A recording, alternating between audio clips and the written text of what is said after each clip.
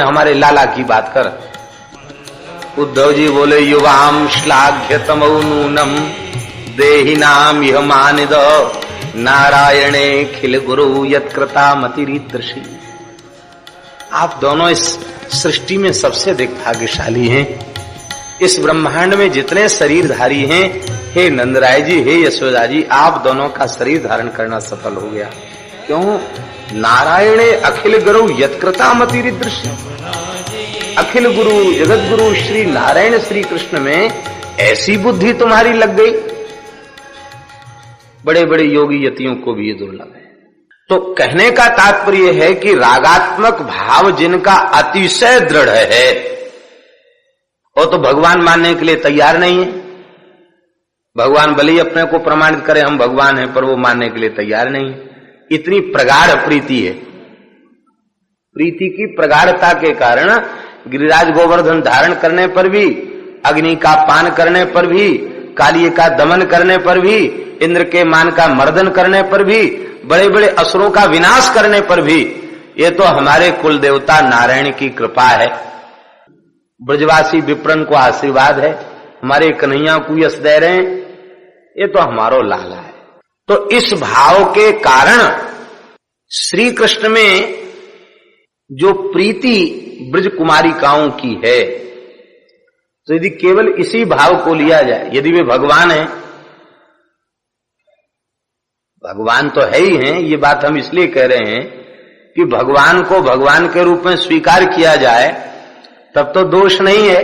लेकिन यही स्वीकार किया जा रहा है कि नंद गोप कुमार हैं, तब तो वे किस किस की पानी और उनकी उस ओर प्रीति होना एक प्रकार से लोक व्यवस्था के विरुद्ध है।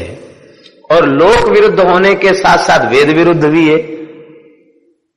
इसी बात को ठाकुर जी कह रहे हैं कि लोक वेद की मर्यादा को संवृश्य तोड़ करके तुमने हमसे प्रीति की। तो इसका तात्पर्य है कि एक भक्ति का स्वरूप यह भी है। गोपियां आचार्य कोटि की भक्ताएं हैं, एक ये भी स्वरूप है। किंतु भक्तमाल ग्रंथ में कलिकाल के भक्तों का जो चरित्र है वो ऐसा चरित्र है, वहां अति भक्ति का चरित्र नहीं, अति भक्ति से भी आगे का चरित्र है। उसको कहते हैं अति भक्ति की सीमा का चरित्र। माने अति भक्ति की भी अंतिम सीमा तक पहुंच गया। अब यहां से आगे कुछ संभव नहीं है, यहां से आगे बुद्धि की कल्पना नहीं है। वो अति भक्ति की सीमा के चरित्र, और वो सीमा के चरित्र ऐसे हैं कि वो कथाएं सबके बीच में कहने लायक नहीं। उसके लिए दीर्घ काल तक श्रीमद् भागवत, श्री रामचरितमानस, धार्मिक सत्साहित्य, संतों के वचनामृतों का श्रवण और रसिक संतों का संपर्क समागम और श्री नाम महाराज का अनन्य निष्ठा पूर्वक आश्रय, ये सब करते करते संत कृपा से, सद्गुरु कृपा से वह अंतःकरण की भूमिका बन जाती है जो अति भक्ति के चरित्रों को पचा सके। सामान्य साधक अति भक्ति के चरित्रों को पचा नहीं सकता। शास्त्र की दृष्टि से जूठा खाना अति निषिद्ध है। और श्रीमद् भागवत में प्रथम स्कंध में नारद जी के चरित्र में नारद जी खुद स्वीकार कर रहे हैं, उच्छिष्ट ले पान अनुमोदितो द्विजैहि सकृत्स्म भुंजे तदपास्त किल्विषा एवं प्रवृत्तस्य विशुद्ध चेतसस् तद्धर्म एवात्म रुचि प्रजायते। कहते उन महात्माओं का शीत प्रसाद लेने से हमारा अंतःकरण इतना निर्मल हो गया कि हमारी भागवत धर्म में रुचि उत्पन्न हो गई। मेरे सारे पाप नष्ट हो गए, मेरे हृदय में भागवत धर्म के प्रति रुचि का उदय हो गया, रुचि प्रकट हो गई। मानो नारद जी ने कह दिया हमें तो यहां तक संत शीत प्रसाद ने ही पहुंचाया है। पौराणिक भक्तों में नारद जी ने स्वीकार कर लिया। और कलिकाल में एक भक्त हुए श्री कालिदास, खूब नाम आपने सुना होगा, श्रीमन महाप्रभु जी के परिकर के ही थे वो, श्री चैतन्य महाप्रभु जी के परिकर के कालिदास। ये उड़ीसा के ही थे। इनकी ऐसी विचित्र निष्ठा, ये संत शीत ही ग्रहण करते थे, दूसरा कुछ ग्रहण ही नहीं करते। बस पता चल जाए अमुक जगह कोई अनन्य वैष्णव है तो फिर वह किसी जाति का हो, किसी आश्रम का हो, इससे उन्हें कोई प्रयोजन नहीं, उसका शीत प्रसाद लेने पहुंच जाते। चाहे वह गृहस्थ हो या विरक्त, इससे भी उन्हें कोई प्रयोजन नहीं। हो भगवान का भक्त तो उसका अधरामृत प्रसाद लेने की, चरणामृत लेने की ऐसी निष्ठा, किसी न किसी युक्ति से उसका अधरामृत चरणामृत ले लेते। एक अंत्यज कुल के भक्त थे, वे इतने दैन्य भाव में भावित रहते थे, श्री जगन्नाथ जी के नील चक्र का दर्शन करके रोते रहते, ध्वजा का दर्शन करके भगवान के सामने अपना मुंह कैसे दिखाएं। भगवान जगन्नाथ जी उनके यहाँ लीला करते थे आकर, बड़े गरीब थे, जंगल से लकड़ी बेचकर निर्वाह कर लिया करते थे।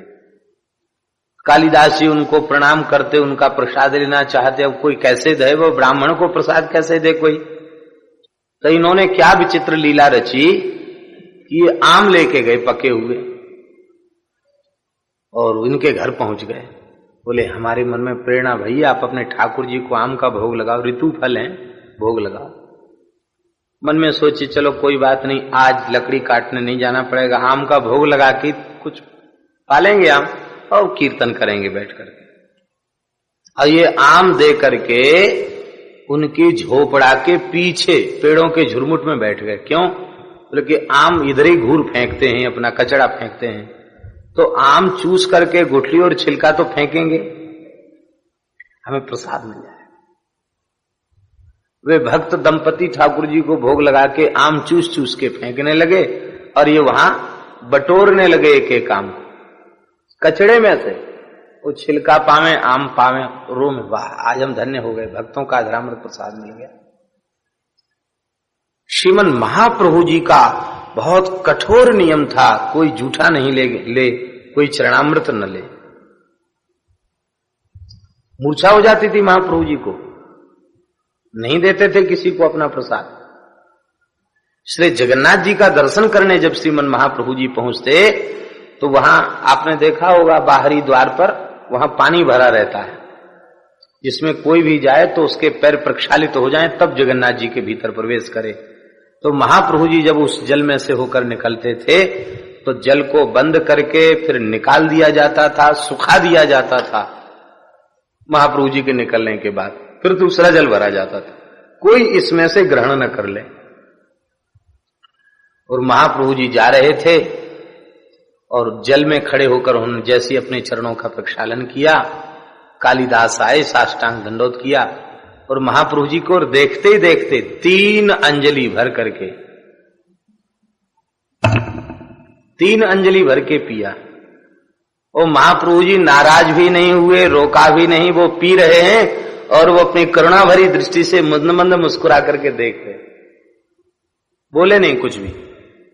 जब 3 हो गया तो महाप्रभु जी ने प्रेम भरी झिड़की देते हुए कहा, कालिदास बस, अब चौथी अंजलि मत भरना, खाली कर दो इस जल को। निकल गए, जल खाली करवा दिया, सुखवा दिया।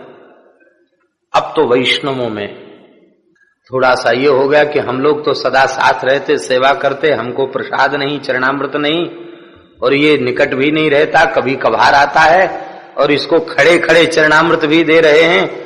और केवल ये तो हमारे संतोष के लिए कहा गया कि बस अब चौथी अंजलि मत लेना।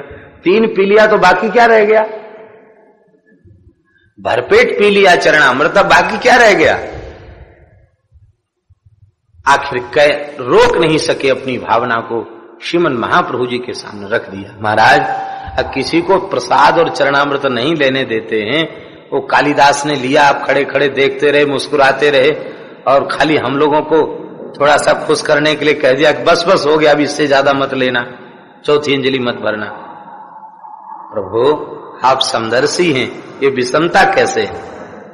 महाप्रभु जी ने कहा, कालिदास जैसी वैष्णवता, अधरामृत और चरणामृत लेने की निष्ठा जगत में अन्य किसी भागवत में आ जाए, यह अतिशय दुर्लभ है। ऐसी निष्ठा किसी की हो वो पात्र है। अब ये अति भक्ति है, भक्ति नहीं है, ये अति भक्ति है। अति भक्ति की सीमा के चरित्र, पीपाजी महाराज का चरित्र अति भक्ति की सीमा का चरित्र है।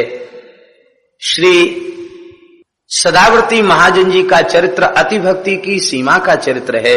ऐसे अनेक चरित्र हैं भक्तमाल में जो अति भक्ति की सीमा के चरित्र हैं। श्री रामानंद पद पाय भयो अति भक्ति की सीमा, नाभाजी कह रहे हैं पीपाजी महाराज के संबंध में। श्री रामानंद पद पाय भयो अति भक्ति की सीमा, गुण असंख्य निर्मोल संत्र धरि राखत ग्रीवा। परस प्रणाली सरस भई सकल विश्व मंगल कियो, पीपा प्रताप जग वासना नाहर को उपदेश दियो। तो पीपा जी का चरित्र जो है ना चोटी का चरित्र है, क्योंकि अति भक्ति की सीमा का चरित्र है। ये हमारा यहां तो बहुत अधिकारी महापुरुष विराजमान हैं, इसलिए यहां कहने में कोई बाधा नहीं है, ये वृंदावन ही है, हैं? हमारे यहां श्री पंडित श्री भक्तमाली जी महाराज कहा करते थे, एक महात्मा थे गौड़ीय संप्रदाय के, भक्तमाल पढ़े थे पंडित जी महाराज से, तो पंजाब गए। भगत ने कहा महाराज भक्तमाल की कथा सुनाइए, पीपा जी का चरित्र होने लग गया। वहां लोगों में इतना विरोध हो गया, सीधे साधे महात्मा जैसा लिखा वैसा उन्होंने सुना दिया बांच के।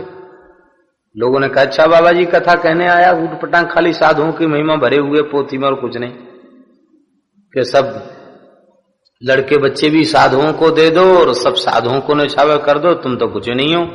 अच्छी बाबा जी कथा कह रहे हैं। महाराज ऐसी नौबत आ गई कि वो लोग उनको मारने पीटने और गाली गलौज के लिए तैयार हो गए महात्मा को। भगत घबरा गया। भगत ने रात को ही कहा कि महाराज हम गाड़ी का टिकट करा देते, आपको भेज देते, आप चले जाओ। क्यों? बोली हाँ हमारे यहाँ झगड़ा कड़ा हो रहा है आपकी कथा से। वो तुरंत बैठे ट्रेन में और चले आए। पंडित जी महाराज ने कही कहो महात्मा कथा कहा। अरे बोले महाराज ऐसी कथा कि हमको तो बीच में से छोड़ के भागना पड़ा। पंडित जी बहुत जोर से हंसे। बोले कौन की कथा सुनाई? बोले पीपा जी की। अरे बोली पीपा जी की, सदावर्ती महाजन की जो अति भक्ति के चरित्र हैं, इन चरित्रों को संतों के मध्य ही कहने की मर्यादा है। आप भोले भाले संत सबके बीच में जाकर आपने कह दिया। अति भक्ति के संबंध में और अति भक्ति की सीमा के संबंध में एक बात जानकारी की और है, ये है कि अति भक्ति जहां होती है वहां वह मर्यादा का अतिक्रमण करते हुए दिखाई पड़ता है, किंतु वस्तुतः वह मर्यादा का अतिक्रमण नहीं होता। वह प्रेम पथ की एक मर्यादा ही होती है। तो इस प्रेम के मार्ग की वह अपनी एक विशिष्ट मर्यादा है। वह मर्यादा का उल्लंघन नहीं होता। वहां लोक वेद की किसी निष्ठा को तिरस्कृत नहीं किया जाता। और दूसरी बात है अतिभक्ति अथवा अतिभक्ति की सीमा के चरित्र में एक विशेषता होती है, वो ये कि वो उसकी निष्ठा साधक की भक्त की वहां तक पहुंच जाती है कि उस निष्ठा में सब कुछ किनारे करके निष्ठा का निर्वाह करना चाहता है, किंतु वह किनारे कर दे अथवा सर्वथा वैदिक लौकिक मर्यादा को समाप्त कर दे, ऐसा कभी आज तक हुआ नहीं। जैसे आपको उदाहरण दें, आगे आप चरित्र विस्तार से सुनेंगे, अभी केवल एक संकेत मात्र कह रहे हैं। और भूमिका में ये बात कहना जरूरी है, नहीं कहेंगे तो बहुत से लोगों को पचेगी नहीं बात। श्री पीपाजी महाराज दिव्य द्वारिका में ठाकुर जी का साक्षात दर्शन करके आए, आतिथ्य करके आए दिव्य द्वारिका में। और एक गरीब ब्राह्मण के यहां आकर अतिथि हुए। उस ब्राह्मण का नाम था चीधर। नाम तो था उनका श्रीधर, पर श्रीधर का लोक में बिगड़कर श्रीधर का चीधर हो गया। चीधर भगत बड़े संत सेवी थे और अकिंचन ब्राह्मण दंपति थे। पीपाजी महाराज वहां पहुंच गए। घर में कुछ खाने को नहीं। भगत जी ने भक्तानी से पूछा, कहो देवी घर में कुछ है? कहा स्वामी कुछ नहीं है, ये महापुरुष आए हैं, इनकी सेवा। आप निराश मत हो, और तो घर में कोई ऐसी चीज है नहीं जिसको बेच करके सेवा की जा सके। मेरा एक लहंगा है, वस्त्र है, मैं इसको बेच देती हूं। अरे क्या है, कभी शरीर ने 84 लाख योनियों में, कितनी योनियों में कपड़ा पहना, कुछ दिन नहीं पहनेगा तो नहीं पहनेगा, ले कपड़ा। दूसरा वस्त्र नहीं था शरीर पर धारण करने के लिए, वो कटी वस्त्र उतार दिया। उन जमानों में फैक्ट्रियां ऐसी नहीं थी कि कपड़े बढ़िया बनते हो, लहंगे भी एक से एक कीमती बनते थे। लहंगा बेच करके भगत जी पीछे दरवाजे से गए, लहंगा बेच करके आटा दाल चावल आया, रसोई बनी, सीता सहचरी जी ने रसोई बनाई, ठाकुर जी को भोग धराया।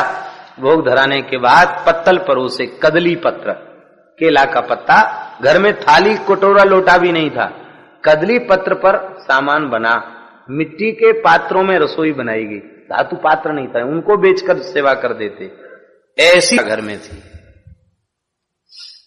और जैसे ही 4 पत्तल परोसे तो भगत जी बोले कि महाराज 2 ही पत्तल लगाइए, हम परोस के जिमाएंगे, आप दोनों पाएं, पीपा जी और सीता सहचरी जी आप दोनों पावें और हम परोस के जिमाएंगे। पीपा जी बोले नहीं नहीं, हम सो इन साधुन सो पंगत, संतों के साथ वैष्णवों के साथ बैठकर प्रसाद पाने में, समूह में प्रसाद पाने में जो आनंद आता है वो एक अलग सुख होता है, पंगत में बैठकर पाने का सुख। बहुत से महात्मा तो हमारे यहां ऐसा बोलते हैं कि एकांत में बैठकर पाने में लगता हम चोरी करके पा रहे हैं, और 10वीं साधुओं के साथ बैठ के पाने में लगता है कि हाँ हम ठीक से पा रहे हैं, उसमें तृप्ति अधिक होती है।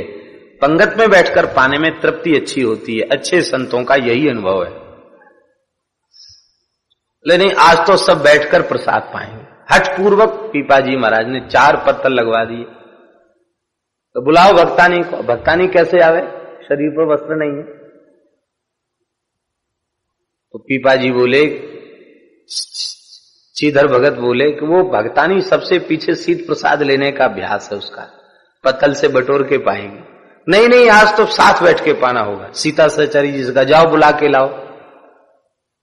सीता सहचरी जी जैसे ही वहां पहुंची तो क्या देखा कि कोठी में छिपी हुई बैठी है। देखा तो ऊपर से केवल एक फरिया थी, नीचे वस्त्र नहीं था, चूनर थी ऊपर से, नीचे कटी वस्त्र नहीं था। तो सहसा सीता सहचरी जी ने पूछा, अरे आप यहां निर्वस्त्र क्यों बैठी है? इतना सुनते ही चीधरानी ने कानों पर हाथ रख लिया और कहा चर्चा चलाई है, प्राण जीवन धन श्री कृष्ण की चर्चा को छोड़ करके आपने शरीर की चर्चा चला दी। कहा चर्चा चलाई है? 84 लाख योनियों में भटकते हुए जीव ने कितनी बार कपड़े पहने, कितनी बार शरीर पर वस्त्र धारण किए। केवल मनुष्य शरीर और बुद्धि विचार विवेक प्रधान है, इसलिए कपड़े पहनने की बात आ गई। तो शरीर संबंधी चर्चा छोड़ करके हमने सुना है आप दिव्य द्वारिका में हमारे ठाकुर और ठाकुरानी का भी आतिथ्य स्वीकार करके आए हैं। हमारे ठाकुर जी कैसे हैं, रुक्मिणी जी कैसी हैं, क्या कह रहे थे, उनके साथ क्या लीला हुई, वो सुनाओ। उस शरीर उघारा है कि नंगा है कि इस पर कपड़ा है या नहीं है, इस शरीर की चर्चा मत करो।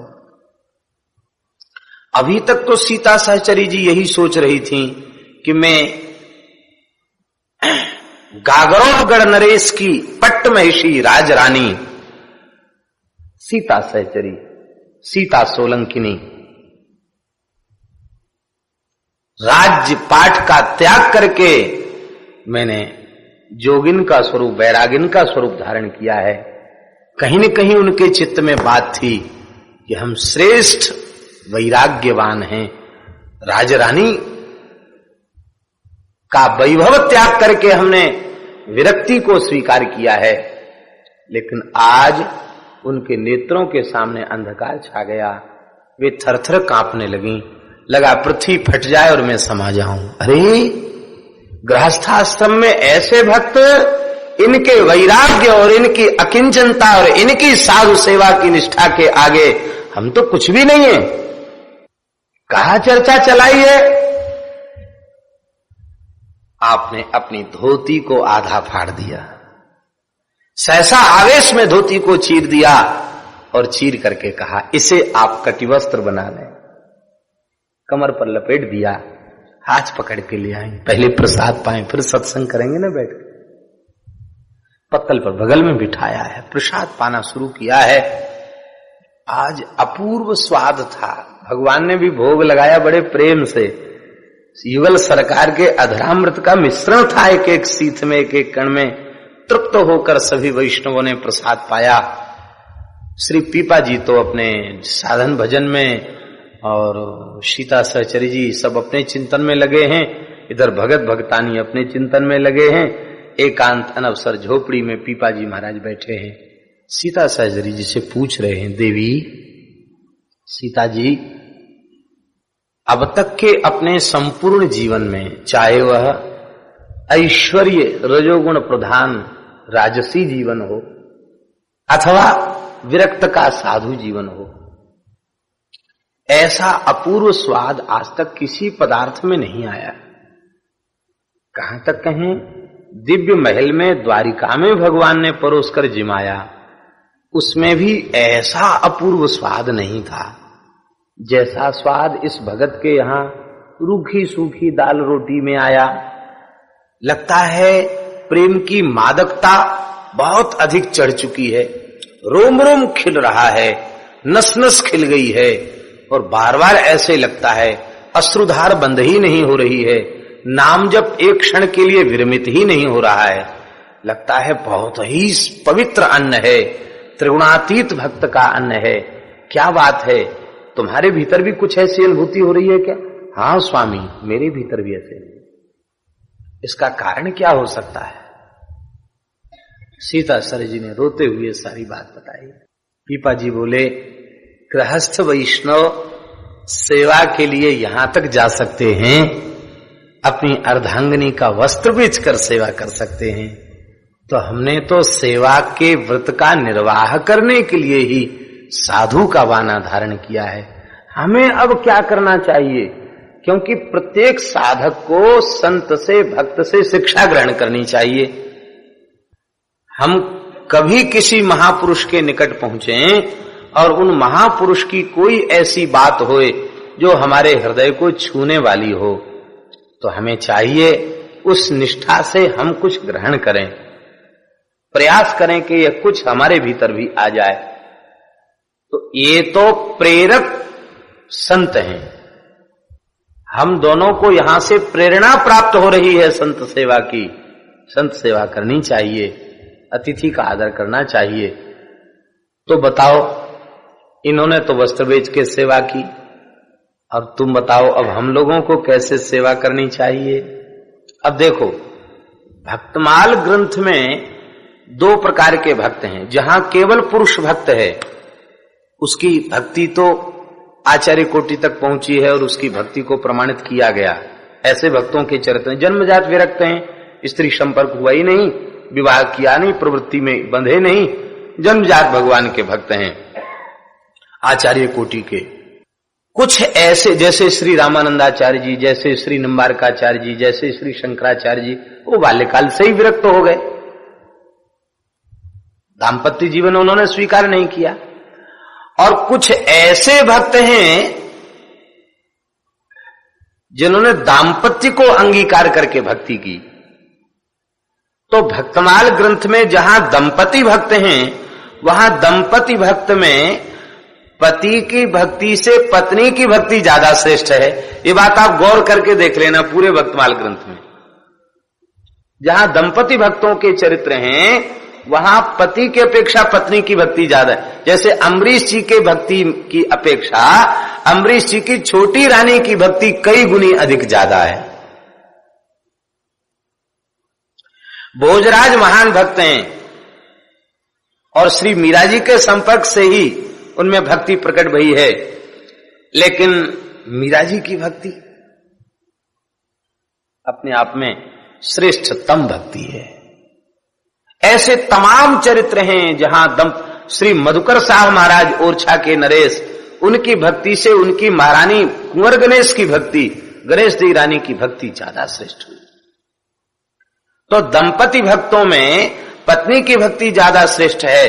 उसका कारण यह है कि पुरुष का अंतःकरण ज्ञान और वैराग्य प्रधान अंतःकरण है और माताओं का अंतःकरण भावुकता प्रधान अंतःकरण है।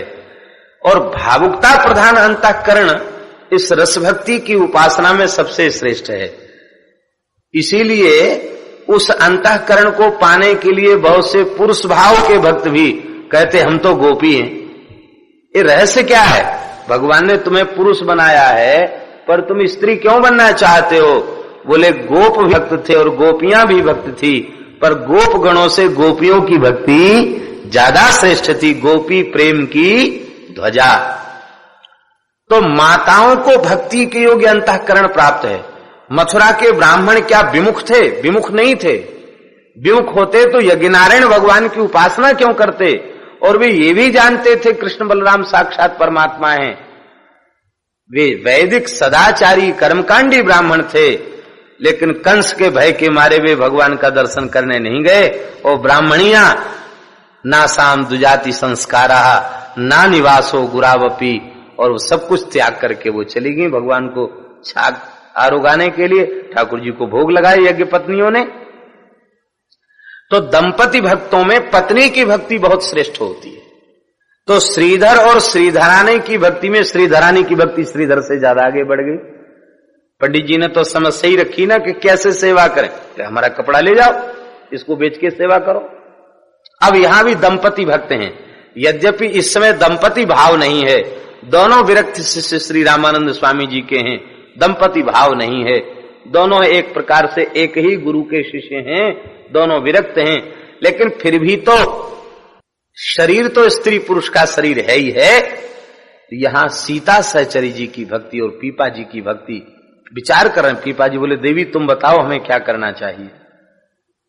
सीता सहचरी जी ने कही कि एक गृहस्थ भक्त वस्त्र बेचकर सेवा कर सकता है, तो ऐसा करो स्वामी जी सरे बाजार में हमको बेच दो और उससे जो पैसा आवे इन भक्त की सेवा करो जिनके घर में हमने प्रसाद दिया है। उस समय पुरुष और स्त्रियों को बेचने की बाजारों में परंपरा थी। हमको बेच दो। ले फिर तुम्हारा क्या होगा? क्या होगा? शरीर तो नाशवान है, जो होना होगा सो होगा, पर आप हमको बेच दो। अब शरीर बेच देना एक रानी को, ये किसी साधारण जीव के भीतर ये बात आ सकती है? और स्वामी जी तैयार हो गए और पहुंच गए बाजार में। बाजार में पहुंचे तो क्या हुआ?